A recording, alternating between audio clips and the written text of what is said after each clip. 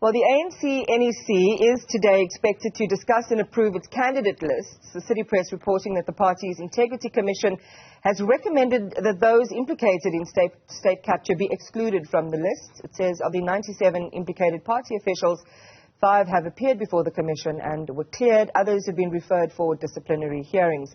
Governance expert Dr Sam Koma joins me now to share his thoughts on the ANC's housekeeping plans and what it means in this election season.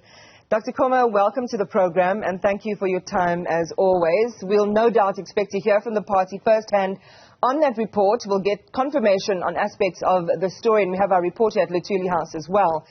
But as you read this development, would it be a credible demonstration of the party's promise to hold itself accountable? Yes, good morning, Iman. Thank you for the opportunity.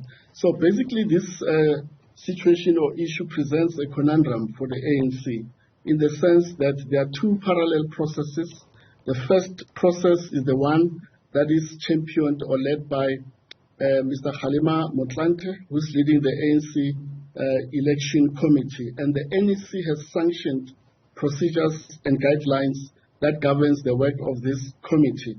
And part of the disqualification that this committee takes into account is for members of the ANC who are facing crimes, including corruption, before a court of law. In other words, they are being formally charged by criminal justice institutions. On the other hand, you have the step-aside rule or regime of the ANC that says those members who are not formally charged but are reported to be involved in corrupt activities must appear before the ANC Integrity Commission to explain themselves.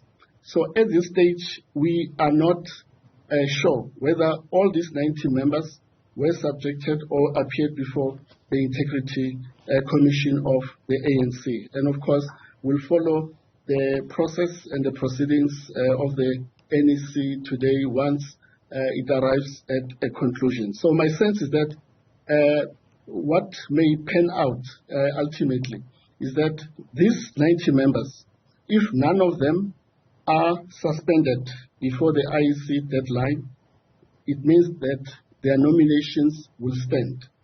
Equally, if the NEC arrives at a determination to refer these 90 members to a disciplinary proceeding, it therefore means that their nominations will fall away. So this is the scenario we likely to see in this coming few days. And as we've seen, it's been a huge sticking point. Again, there is going to be clarity. I'm sure that our reporting team are going to put some pointed and direct questions to the party on how it's going to manage these names now. From what the story says is that they will be referred for disciplinary hearings, so that's a step that still might follow. But given that this is the case, that names have been identified, action is being taken, how might it affect or enhance the party's ability to electioneer on the slogan of clean governance? On the one hand, some would say, wow, that's it's a step in the right direction, and so it's cleaning house, and so this is, this gives us a great deal of comfort. On the other hand, it could be, the scope of those who have the taint of corruption is incredibly wide. So, let's avoid. You're quite right, Iman. So interestingly is that since 1994, the voting behavior that we were able to establish till this day is that voters tend to identify themselves with parties. So there's high sense of party loyalty or party identification, and that is the reason many of these political parties, they have their presidents leading the election campaigns and being the face of their campaigns. And less consideration is on individuals who sit in the candidate list that gets dispatched to the IEC. And also you'll note that some political parties till this day have pronounced on, for example, premier's candidates.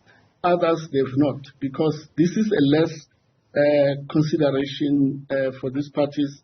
It's more about focusing on their campaigns, the election messaging in terms of, as you rightly put it, clean governance, rule of law, basic service delivery, and other key issues that are part of their manifestos. Here's the other thing, and Sam, you know, we've seen this often. People want to see the big names, those so-called political celebrities, brought to book and a sense of justice being meted out. I mean, according to the report, and, you know, which cites some sources in the party, the report clearing the president of wrongdoing, and this is related to Phala Phala and 2020, clearing Gwede Mantashe as well, finance minister as well, but that was previous, you know, prior to this. And then Paul Mashatile apparently not mentioned, even though the commission expressing concerns about the negative publicity that apparently was brought about by allegations of his being involved in corruption. And the list goes on and on, a number of different names, you know, that everyone will recognize immediately, William Kize, Zizi Kodwa, and others. Is it time, and do you think that the ANC has that ability to make those, to do those high-level censures within itself? Should it come to that, as you say, you know, should the process be followed and, you know, this all pans out that indeed, you know, there's something credible to pursue there, that they should be censured? Yes, in fact, there's a precedent to this. The former Secretary General of the ANC, Mr. Ace Magashule, was subjected to a similar process of the step-aside rule. Of course, he took the party to court, but the High Court arrived at a determination to say the ANC step-aside rule is consistent with the provisions of the Constitution of the Republic of South Africa. It's going to be interesting, of course, to see if ultimately the recommendation made by the Integrity Commission will be actioned to the fullest by the NEC, bearing in mind that the Integrity Commission of the ANC is a subcommittee of the NEC. It recommends, it advises the NEC on actions to be taken against members. So it's up to the NEC as the highest decision-making body in this instance to prioritize these issues. But I think going beyond this, and this is the point we have canvassed before, that as we celebrate 30 years of our country's democratic order or constitutional democracy, it's high time we review the Constitution and review the Electoral Act and learn from best practices such as Kenya, where they have Leadership and Integrity Act. It's a legislation that inserts these values. One, moral and ethical requirements on the part of those who serve as our public representatives. This will be the best way to fix all these lapses that arises as part of looking at the integrity and also suitability of public representatives.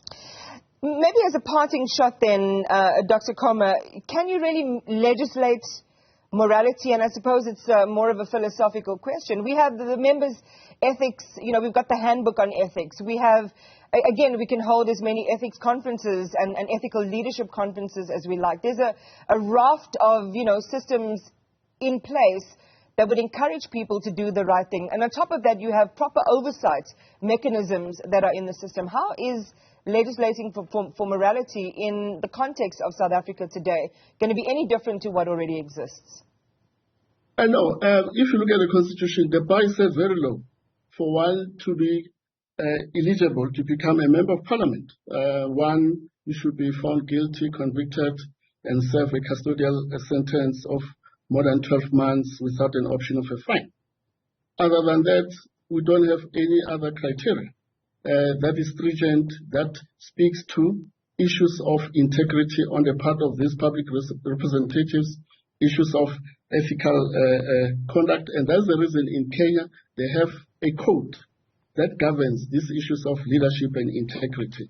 As I said, let's benchmark with other countries and arrive at the same position in terms of reforming our laws, our processes of looking at eligibility of our public representatives. So it can be done. Governance expert, Dr. Sam Koma, thank you as always for your time and your analysis. We appreciate it.